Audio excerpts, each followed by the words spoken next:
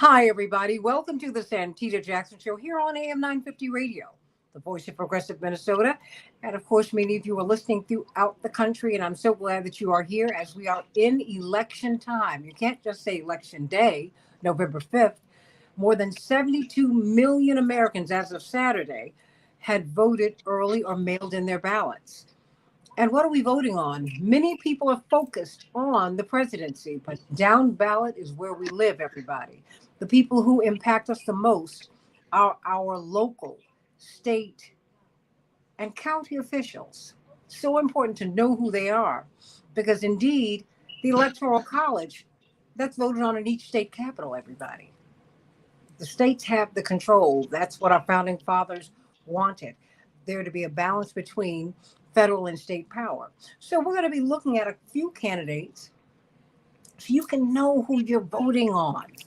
You need to know, and maybe in the next election cycle, you'll have them come to your churches and to your blocks and to your club meetings so that you can know who they are, regardless of party. I think that's very, very important. Santita Jackson again. Hey, everybody, doing a little bit of house cleaning. It was wonderful to be with you on Keep Up Alive earlier today.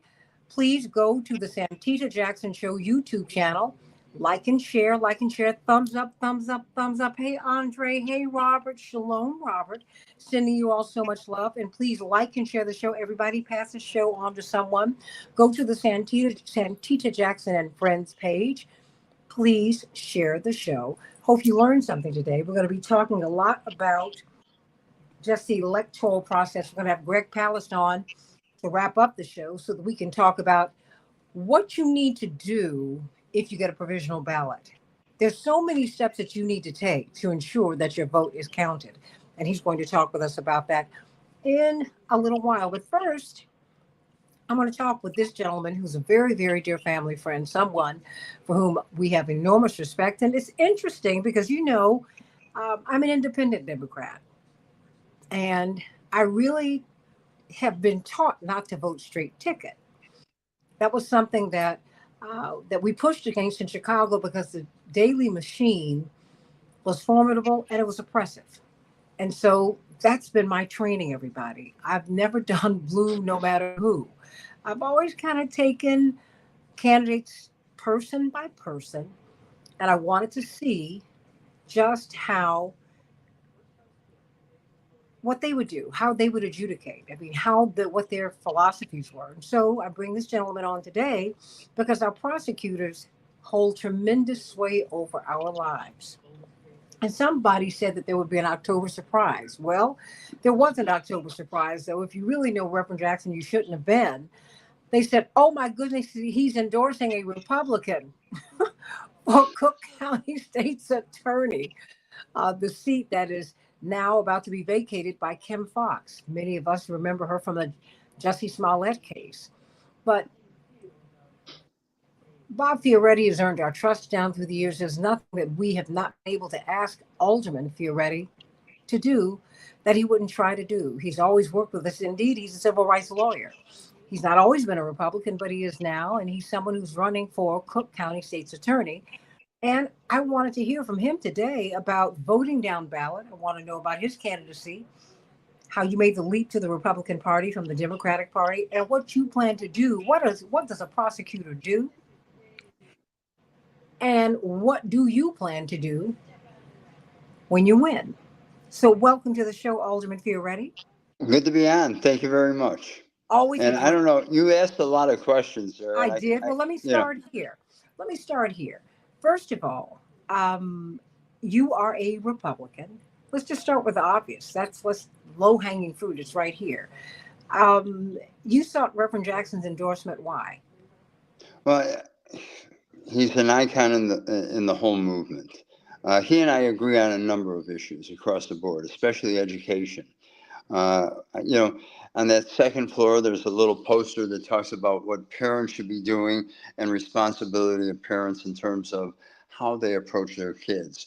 I ran for alderman not because of all these other issues that were out there, which were very important, but because of crime, of education. I live a half a block away from Whitney Young. I walk to my curb, I look the other way, and I can see Crane High School. less than a 10-minute walk straight down Jackson. And the disparity in terms of what was happening really ticked me off. I have the ability to, when I was running, I had 46 schools in my ward, but I now vote on local school council elections, and I never miss one, on 10 different schools, which are very confusing too. But they range from the highest to the best served to those that are underserved. I think education and we need a diploma in one hand and a voting rights card in the other hand. And I think people can make change.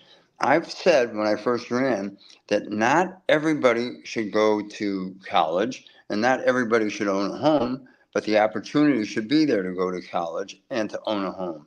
We should have the trades open. I fought Rahm on all the I was the only alderman that fought Rahm on the closing of all the 50 schools. I presented evidence in the 8 schools that they wanted to close, and the administrative judges, and one was a federal judge, took the evidence that we presented at hearings and said 6 of those schools should remain open. Now, that being said, we saw what happened. We saw the disaster. But at the same time, I was elected alderman in the historic Black Ward, 76% African American.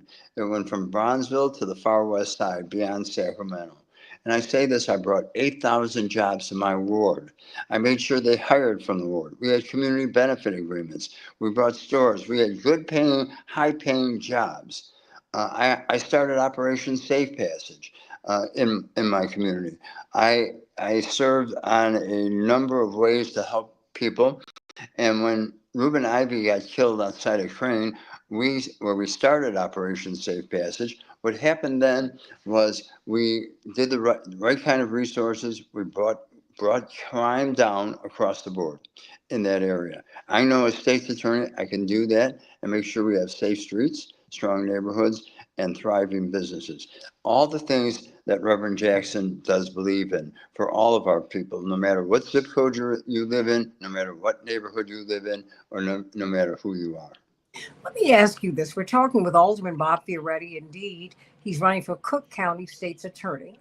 And many people, that office became quite famous because, like many other state's attorneys around the country, because you have had a wave of progressive prosecutors, people who wanted to not only improve the relationships that the police have toward the citizens, but to increase the trust in the community, to reduce uh, punishments for crimes that really should not keep you locked up forever and ever and ever and ever. I mean, where do you fall in that? Well, I'm going to enforce the law as written. I'm not going to coddle violent criminal individuals who commit violent crimes. It doesn't matter if whoever they rape, your sister, your mother, rob people, kill people. We should enforce the law to the fullest. One thing that has been a misunderstanding of our criminal justice system, and I mean especially in Cook County, we have a number of courts that are diversionary courts for nonviolent offenders. We have a mental health court. We have a gun court, a veterans court. We have a drug court. We need to get people into these courts. I was at the graduation recently of the 18 people from the drug court. I was invited by the presiding judge. Some of them had a number of low-level drug crimes. You know what? They all have jobs now. The court system is expunging their records. These are the type of programs that we need to get people in, because I've always believed people working 8 hours a day, 5 days a week, are too tired to commit a crime. But working at good jobs, high-paying living wage jobs, people develop respect for themselves and the community and their family. And that's what I'm planning on doing as a state's attorney, to make sure people have jobs. And I'm going to continue that. It's not in their description of being a state's attorney. It wasn't in my description of being an alderman. of bringing jobs in, of starting Operation Safe Passage, of fighting for the people. It's not there. But I'm going to do that when I'm state's attorney. But why is that important to you as state's attorney to bring jobs to the community? Well, I think, again, it's a way that people develop self respect. I would come home often as alderman, and people would say, you know, I'd have drug dealers or former drug dealers on my porch telling me, Alderman, I have 3 kids, I have 4 kids, I sell drugs at a certain corner here on the west side, and I'm going to go to jail. I need a job. I had somebody who I got a job who fit that category about 10 plus years ago, almost 12 years ago, excuse me. He called me up the other day. He said, Alderman, I still have the job. I want to thank you. By the way, my youngest son is now going to college, first year. I want to thank you for that. If it wasn't for you getting that job, I wouldn't have seen what we can do in our community. And he said, what can I do on your campaign? I said, keep spreading the word, please. Well, then, so do you think that people are overcharged? Do you think they're excessively charged? Do you think it's too? Where do you see the system needs to be changed? Because we see that was something that Kim Fox and Marilyn Mosby and others, you know, what I mean, they walked into office trying. They said, people need another chance. It seems to me that you're looking at people getting a second chance, a chance to improve their lives. Help me with that, Alderman Farrell. Well, uh, I think you have to, that's why we call them diversionary courts. We divert Mhm, them into the right area. And get them into the right system. We don't mhm. allow them to flounder through the system. And that happens way too often. And there's such a misconception on how we view the criminal justice system. I'm going to tell you, I do believe the state's attorney's office right now in this county is the toughest job in the state of Illinois. I can't give out money like the governor or the mayor or some of these other branches of government can, but I can do the things that are right for the people and make sure that they have safe communities, they have strong, safe streets, they have strong communities, and that they have thriving businesses. So when you look at Kim Fox, because she was roundly criticized, as were these many other prosecutors who campaigned and who really tried to run their offices as they did. They were called the progressive prosecutors.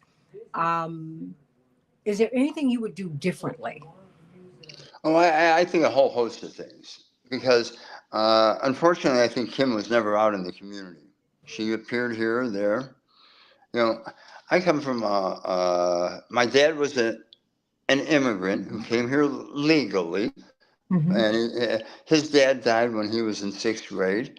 Went to work to support the rest of his family. My mother was on the other branch. She was Polish, and I say right shortly after her folks arrived here, she had she was born, but they she was highly intelligent. She spoke 7 languages. On Sunday nights, our home, because people would come in who couldn't read or write, translate letters. It was growing up in that household was like the United Nations to hear people and what they said, what they did. And my mother would not tolerate any type of discrimination. And she made sure all 4 of us kids, and we're really separated in a lot of age, I have to tell you that we grew up believing in the promise that we can have. And they always said, get a good education, work hard, give back to the community. I never thought I'd be running for a public office, but I see what's happening in our communities. I, I'm I was on this. I've been in the southern suburbs today. I've been at 5 churches. I've got 3 more events today, and another church late at night. I had one church down the block here. Uh, had 400 people, 400 in the church, and it was also by Zoom. I went to his father's church last week. It had 1,000 people. Hmm. in the audience, and it was by Zoom. You know, but I see how our neighborhoods are not getting the resources, how people are not fighting for what they should be entitled to. And we start with good education and a crime-free atmosphere so businesses can be developed. And, um, I I've never had nobody ever gave me things, but my law school education, my family background, growing up in the Roseland community, which Hmm. was a tough community then, it's a tough community now. But you know what? We learned to get our way through it and fight for the battles to help our next door neighbor.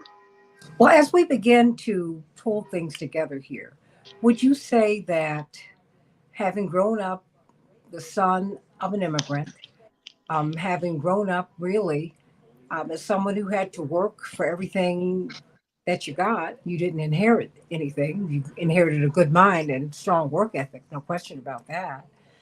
Do you think, how do you think that shaped you and prepared you for this job? I mean, because you're going to bump into a lot of people who are on the downside of advantage. Um, you're going to bump into a lot of people who've gotten some tough breaks. No one's saying that you need to coddle people, but I get the sense that you want to understand them. No, and when I'm talking about violent criminals, I have Sure. right now about 25 people that have been exonerated that are knocking on doors out there for me. Um, and I'm humbled by that fact too, that they can believe in me. And these are people that have been wrongfully convicted by our system. And I see it, and I bet part of the reason 24 Democrats signed the letter in the primary against my opponent. And she convicted an 11-year-old on a coerced, wrong confession. And to this day, she doesn't apologize for it. To Hmm. this day, she blames everybody else, the police officer, the court system, and the 11-year-old. She called him at the time a new brand of criminal, and you've got to look at in the mirror and say, hey, you're going to try to do the right job. I mean, we all understand how some of our communities are. And driving through, Roseland, I see it.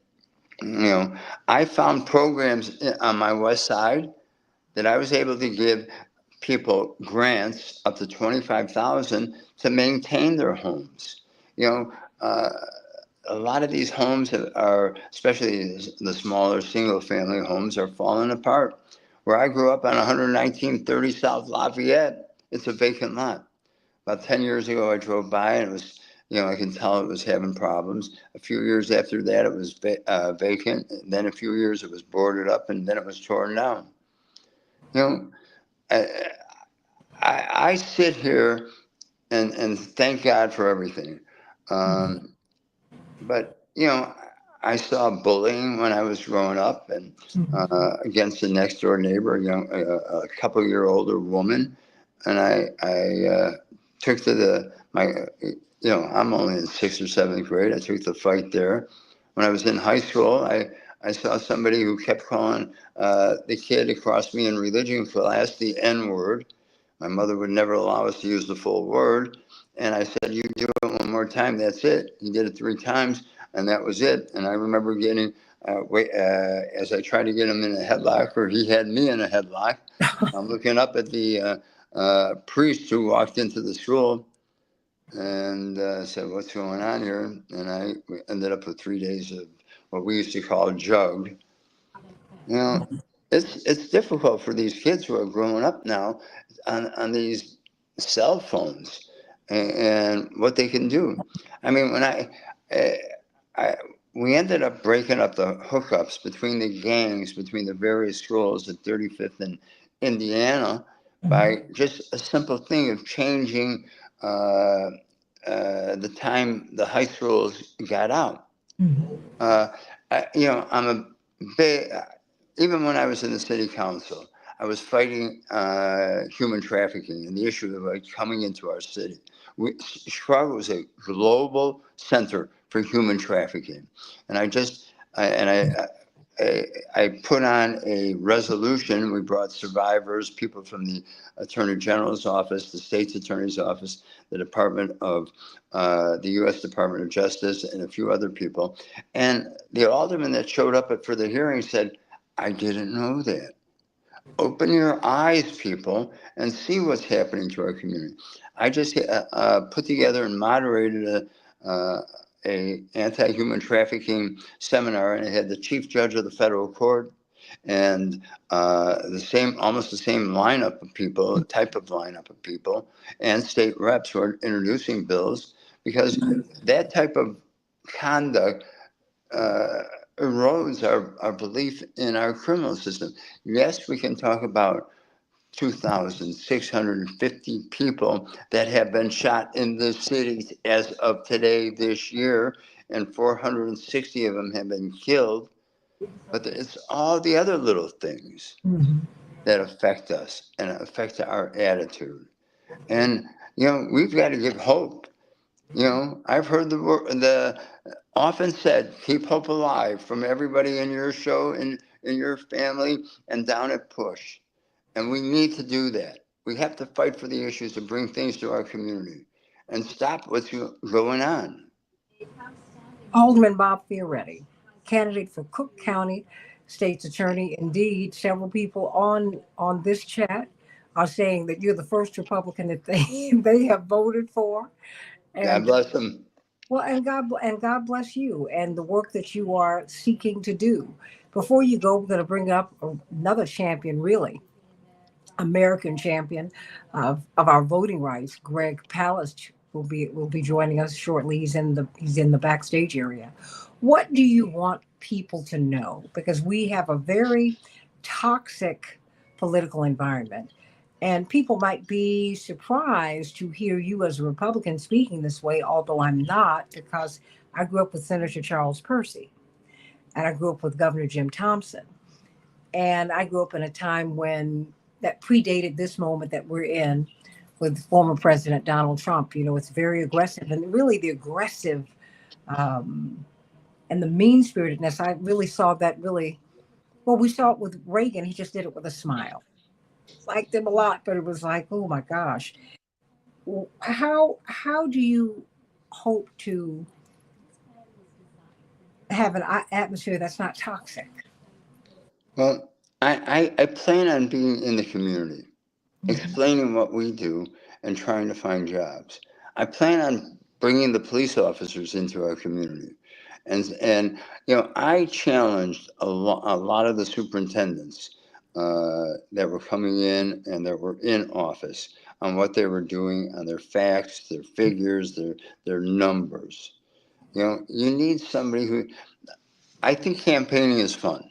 Okay, you get to meet people all across this county, but the hard job is once you get into office. And I'm going to fight for every community. I'm going to make sure that we have the resources in our communities. I'm going to make sure people. I just filed. We just settled a lawsuit against CPS on a grooming and a rape of one of the students by a male teacher and a male and three individuals. You know, that's shouldn't be tolerated. Those kind of activities, we need to set boundaries again, but we need to give young kids hope that they can do better. I Mhm. mean, Joyce Kenner, who I believe you know, That's right. endorsed me, Well, and I plus, think, she was the principal of my school, Whitney Young. well, and Congressman Jackson and I both went to Whitney Young, so we love that area. Now, come I on. know, and see,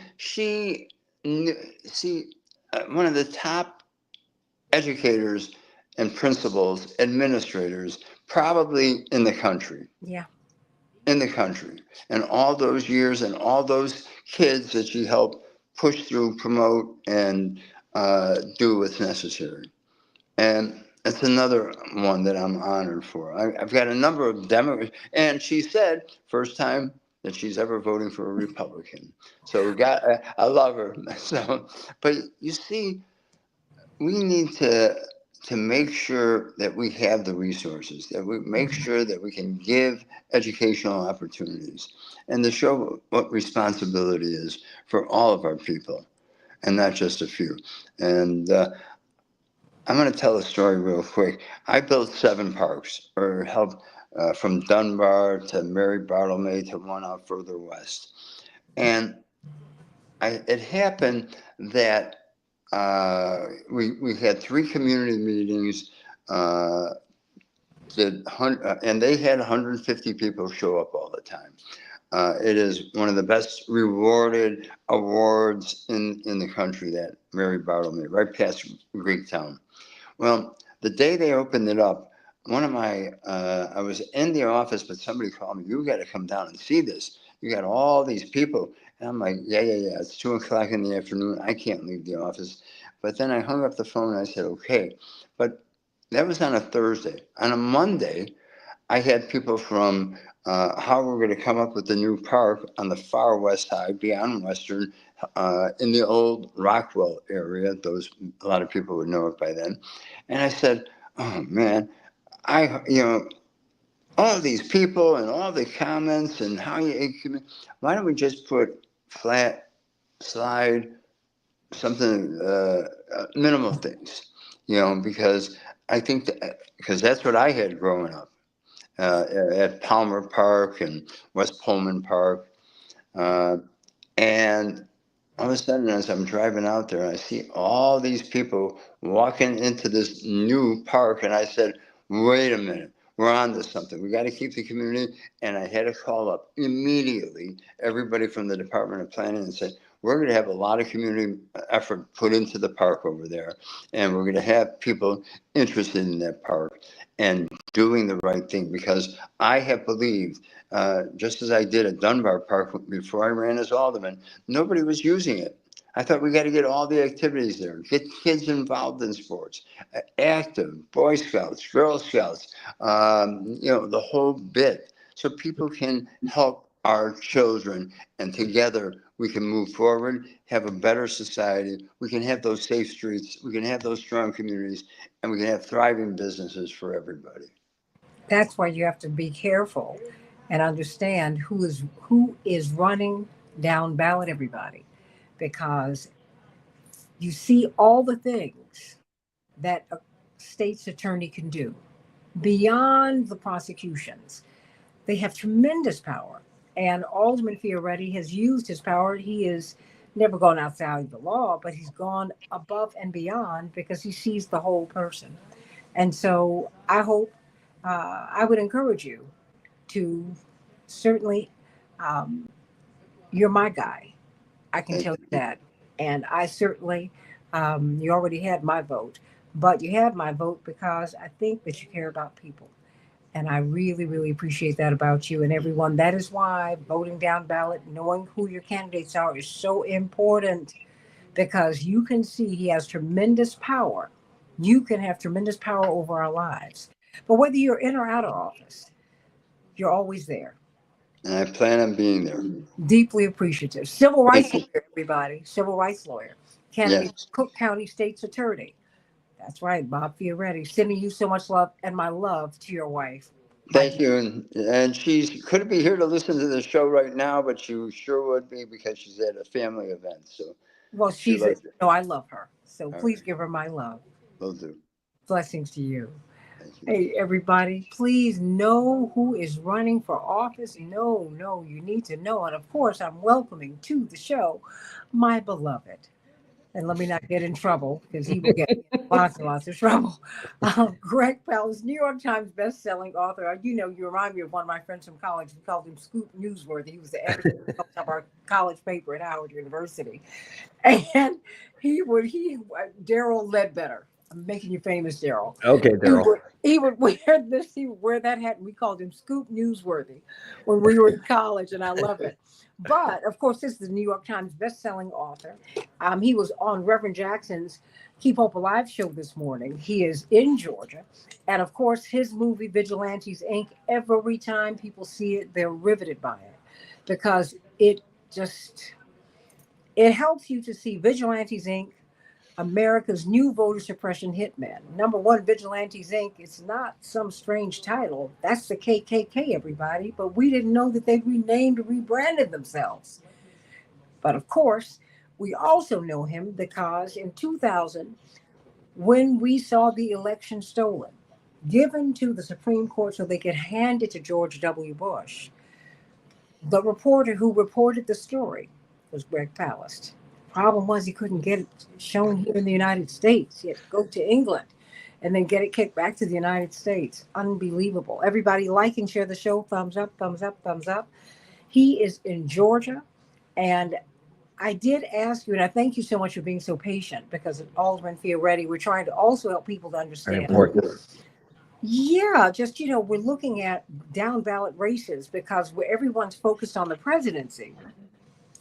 But as you know, because we've been talking about the Electoral College for the past week, the states, that's where each race is really decided. And therefore, you have gone to Georgia, which is ground zero. Let me start there before we go into the curing of the ballots and all of that. Let me start with why you and Barbara Arnwine, Attorney Darrell Jones, Attorney C.K. Hoffler, who lives in Georgia, but she is planted there because she could be in Washington right now. Why is it, of course, Attorney Gerald Griggs, president of the NAACP of Georgia, why is the focus on Georgia this year? And why did you focus your movie on Georgia this year? And, you have been looking at Georgia. You've been studying Georgia. Why? Well, when I have to say, when I lived in London and New York and now Los Angeles, why have I been turning to Georgia for 10 years? Because it is ground zero of vote suppression, racial vote suppression. I know I wore a special T-shirt for you today. Make racism wrong again. And give it to us one more time, everybody. One more time. Okay, if you can read that, it's backwards on my screen, but no, it's perfect on mine. But okay. you got to get me that shirt, okay? Okay. Well, not this minute because it will look very funny on the air.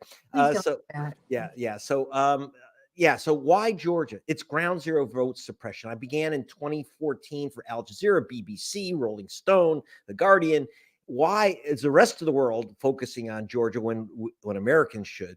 Because this is where, as Gerald Griggs, head of the NAACP of Georgia, who's in our film, featured in our film, Vigilantes Inc., he says, it's the test kitchen of vote suppression because it is a 50-50 state. That is, roughly 50% of the population is minority of color, and 50% of the state is white. And if you add in a progressive Atlanta gay community and other communities, this is a blue state. And that's why I wasn't shocked when 4 years ago, Biden won, a progressive black senator won, Reverend Warnock, a progressive Jewish senator won, John Ossoff. They're saying, wait, how did you have two very progressive senators get elected and Joe Biden get elected in supposedly redneck red Georgia? Well, the answer is if you let people here vote, they vote progressive every time. This is a blue state, just as Texas is a blue state if you don't block people, just as Arizona is a blue state if you don't block people from voting. These are blue states. Wisconsin, the same thing.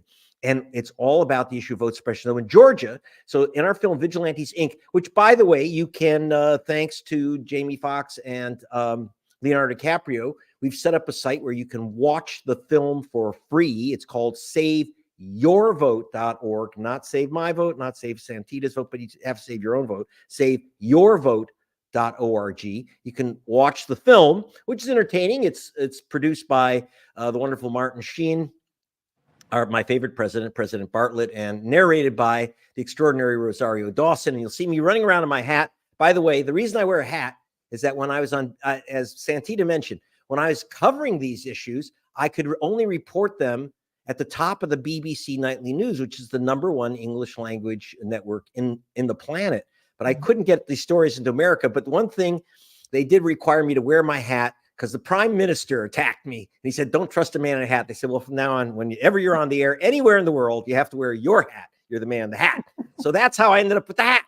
Um, and that's true. And I always thought it was I had a hat so the rain wouldn't get on my head. But okay. But the important thing about Georgia, this is where they test drive new trickery. So, for example, it was in Georgia that the current governor, Brian Kemp, the Republican, who somehow has become a hero because he had a squabble within it's like the mafia inside the family squabble with Donald Trump. No, Now it's just like Liz Cheney. I'm yeah, like, what is this? yeah, but now Trump and Brian Kemp, the governor of Georgia, have kissed and made up.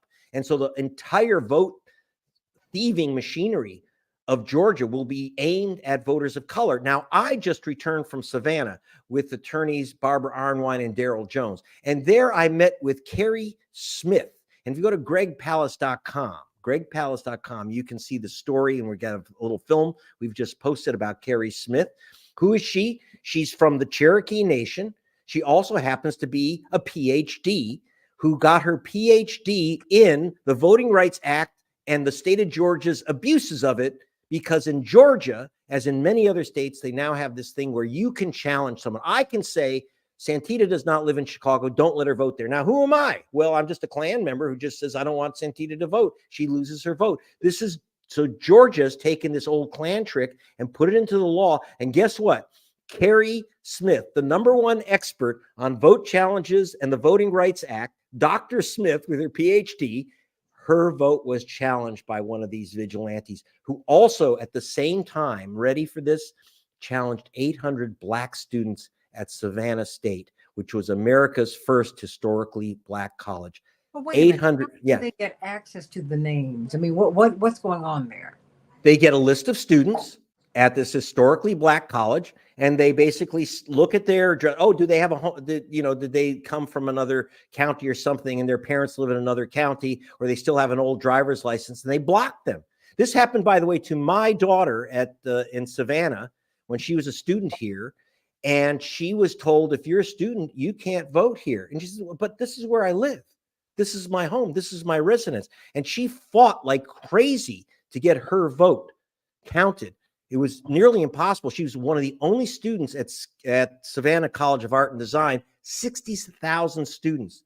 Now, Carrie Smith registered 20,000 of those students. She organized the registration, 20,000 of those students and the students at Savannah State, but they're trying to block it with these vigilante vote challenges. So she said she got her vote back because first of all, she was actually on the Board of Elections. They challenged someone who was on the Board of Elections, who's a PhD, an expert.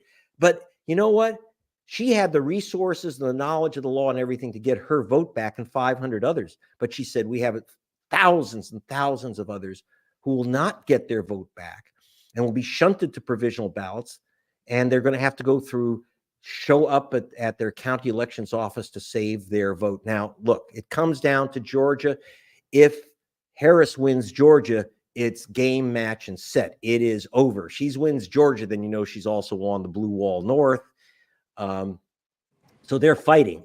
And when I say that Trump people are fighting, I'm not talking about with words. I was at a Trump rally this past week, and we filmed. Go to gregpalace.com again and see this. We filmed the supporters of the 3%ers, all with their T-shirts with automatic weapons on them, AR-15s. And when we filmed these guys outside, because of the assassination attempt, you're not allowed to bring guns into a Trump rally anymore. But when we see them outside the rally, they are armed with AR-15s, ammo clips taped to their chests, masks, helmets, who are the 3%ers? They are a right-wing group who name themselves after the fact that in revolutions, only about 3% of the public rise up, as in the American Revolution. It's always a few activists. But unfortunately, in this case, they're talking about the 3% who are going to protect America from the theft of the election by Kamala Harris. They're convinced, not only are they convinced that there's no way for Harris to win unless she cheats, as they said Biden cheated last time, but they're also saying they are justified in shooting Harris's people, in shooting Harris's supporters, because as far as they're concerned, violence has been used against them. They are convinced, and you'll see on camera, I have one of Trump's cronies saying that she was sitting behind Trump when his ear was shot. And she said she's certain, and she spread this rumor, and it's all over the place, that Biden was in on the assassination attempt. So they believe that Biden and Harris tried to kill Trump, and therefore they can shoot back. That's their reasoning. This is very, very dangerous stuff that's heading our way. So is this incendiary? Because we have not, unfortunately, we have not heard that report in corporate media. So let me ask you this: in this kind of environment, what are you expecting? We've seen a lot of op-ed pieces all around the country talking about violence. We've also seen an executive action, if you will, that will allow our military to fire upon American citizens, who behave violently in this period. It's a really, really hot environment. Yes, in fact, what are you seeing? How did you get into the Trump rally, as well known as you are, and get out alive? I don't wear my hat. I was at one Trump rally where I won't wear a MAGA hat. I wore a camo hat that says Georgia on it, and I thought I had a pretty good disguise. But as I was walking out of the rally, someone pointed to me. Thank God the rally was over and there's hardly anyone there. Someone pointed at me from across the street and said, "There's that nasty man." Greg, what are you doing? I literally. Why did you want to go to the Trump rally? Why? Because well, two things. One, I want to get the story. Okay. I want to find out what they think. And it was frightening. They're saying, they're going to pick up the gun. I mean, again and again and again, we're ready. This is going to be a revolution. There's going to be blood. If we're patriots, and we're not going to let Kamala and what they think are droves of people swimming the Rio Grande to vote illegally, all this stuff that black people especially are stuffing ballot boxes. They keep referring to a film that they've seen called 2000 Mules. Now, if you watch Vigilantes Inc., our film, which you can again watch for free at saveyourvote.org, stream it for free, Vigilantes Inc. And you will see these guys preparing for civil war. They go to these civil war reenactments, but for them, this is not reenactment of history. This is practice. And these guys are talking about the places up on top of Peachtree Street in downtown Atlanta where they're going to take their weapons. These guys are not joking. They believe that they're going to save the republic from Kamala Harris. And they use this film 2000 Mules, which is promoted heavily by Trump, seen by 10 million people who believe this stuff, that black people are stuffing ballots into ballot drop boxes instead of just their own vote. They're putting in literally 10, 20, 30 forged ballots. They're supposedly paid $10 each by Stacey Abrams and George Soros, which, by the way, Stacey's not that dumb. I know her. She went to Yale Law School, and Stacey would understand. But she was first at Spelman College for Women. That's right. And I have to say that if you want to steal an election, you don't pay people to stuff ballot boxes where every single drop box has a video camera and they can record your crime, and it's $10. Why'd they pay $10 when you can take a 55-cent stamp, stick it on the ballot, and stuff it and just put it in a mailbox? But it's not about reason. It's about racism. Black people for 100 years have been accused of stuffing ballot boxes again and again. In fact, Brian Kemp arrested 10 newly elected black members of the school board in Quitman, Georgia. He arrested all 10 of them. 2 of them were PhDs, by the way. And he arrested them for supposedly rigging their election for school board. The first 10 black people ever elected to that school board. He arrested all of them, charged them with felony crimes. It took them 4 years to clear their names, though I have to say the jury took about 40 seconds to clear these people. But for 4 years, they had felony charges filed against them. One died from the stress. She had lupus. Another, and you'll see this in the film, one was ready to commit suicide. These are every one of them are teachers. This is what Brian Kemp and the GOP are doing to create this hysteria, and that justifies the vigilante attacks. It justifies eliminating drop boxes so you had long lines. Look, I was in Fulton at the last day of early voting. Why is the line 1 and 2 hours and 3 hours long in this African American county? Fulton is Atlanta. Whereas you go to the burbs, and the Secretaries of State office actually tracks it. There's no wait. In the white burbs, no wait. And we know how this game is played. And sometimes you get snacks. Donuts, something to drink. No. People think it's a joke, but it's not. No. We're in the Georgia Sun. Who you know, yeah, in his neighborhood in Atlanta, he said when we got there, this was in the last election cycle. Mm-hmm. We got a donut. And I said, wait a minute, you're not supposed to get fed, but they were getting donuts. Yes, well, one thing that happened is Papa John's Pizza showed up, and it was like, and I warned them because the cops are coming over and said, you know, what you're doing is they're handing out calzones and bottles of water. It's hours in the hot sun. And I said, you know, this is a crime in Georgia. You better step way out of this zone. And this is, you know, we laugh about it, but it's just one of the insults. Remember that, again, in the white suburbs, you don't have to worry about having a bottle of water in line because there's no wait.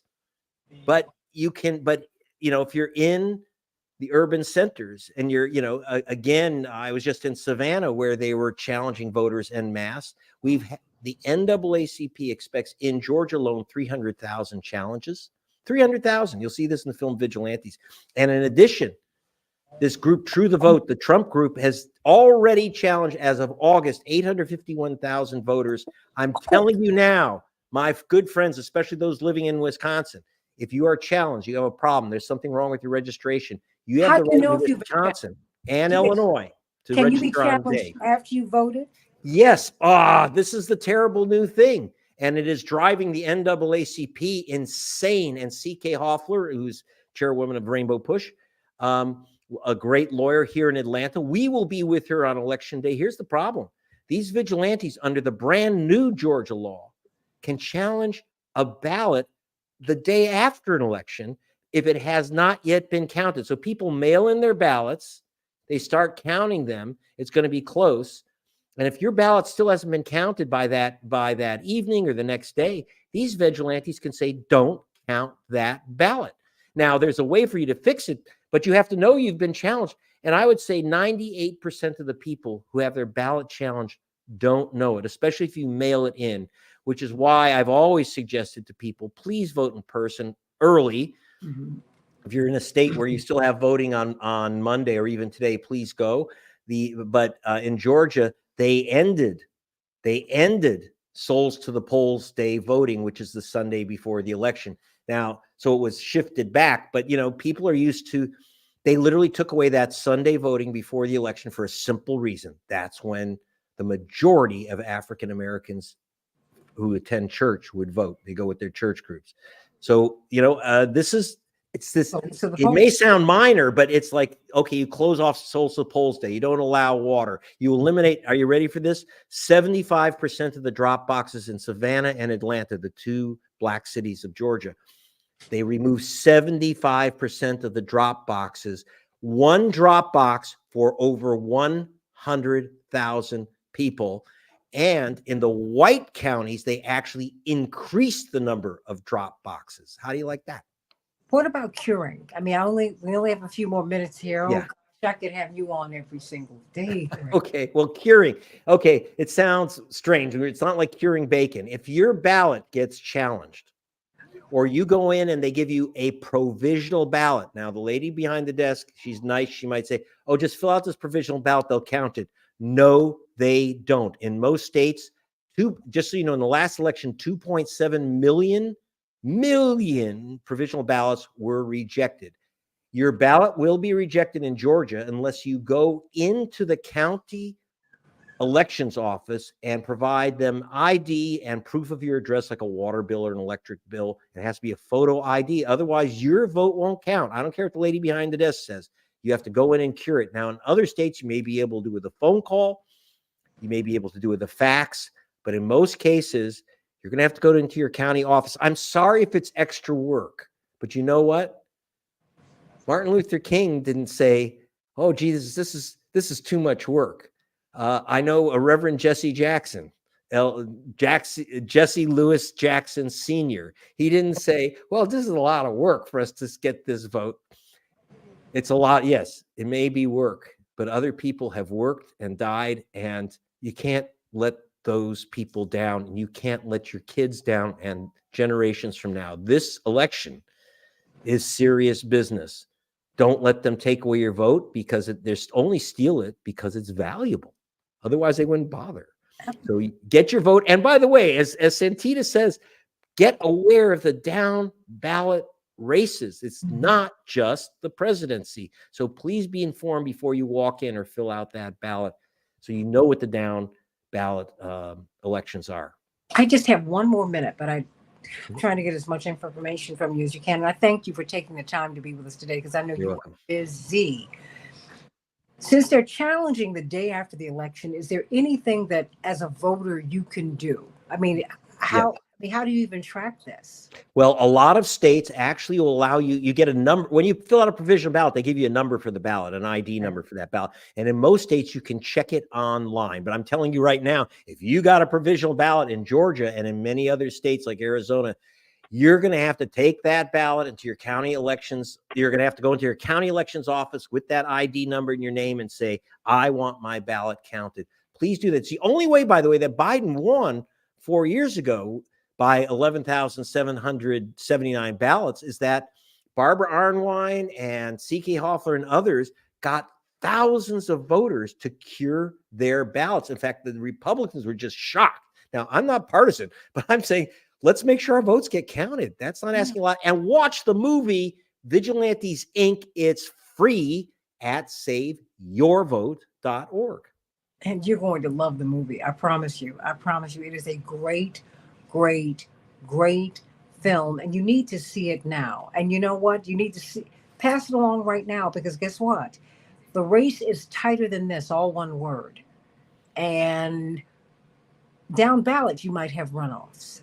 You need to make sure that you're registered to vote, even if you've missed the window. Even if you don't have same day on-site voter registration, get registered. You can still get registered because even if you can't vote on Tuesday, you can vote the next day. And remember this also, if you can't vote because of a record or something like that, get some souls to the polls. You can still be involved. This is your country. This is your election. You have the final word, Greg Palast. Yep. Well, all I'm asking you to do is grab some popcorn and watch a movie, Vigilantes Inc. And so we can be prepared because it's not going to just be this election. They're not done with this game. So please go to saveyourvote.org. You can check your registration there, by the way. You can get advice on how to protect your ballot, and you can watch a movie for free. Please do that and pass the link, saveyourvote.org, around to everyone you know, especially in those swing states. And do make sure that you get registered. And if you have a record, I want to remind you, there are 18 million people with records who have the right to vote who have not yet registered. You don't, just because you have a record doesn't mean you can't vote. In most states, you can. Just check your rules carefully. In fact, call 866-OUR-VOTE, and you'll have top attorneys tell you, depending on what state you're in, what you can do about getting your vote and having your right to your ballot. So please don't pass up your right to your ballot, no matter what your status is. 866-OUR-VOTE, and then watch the movie. SaveYourVote.org and go to GregPalast.com. GregPalast.com, some of the best up-to-the-minute reporting. He and Zach and the whole team are down there, and I can't wait to join you. Thank you. Sending you so much love. Everybody, God bless you. Get out and vote, get out and vote, get out and vote, get out and vote. Santita Jackson Show, AM 950 Radio, the voice of progressive Minnesota. Vote, everybody. Vote, vote, vote, because your life and the lives of the people you love depend upon it. God bless.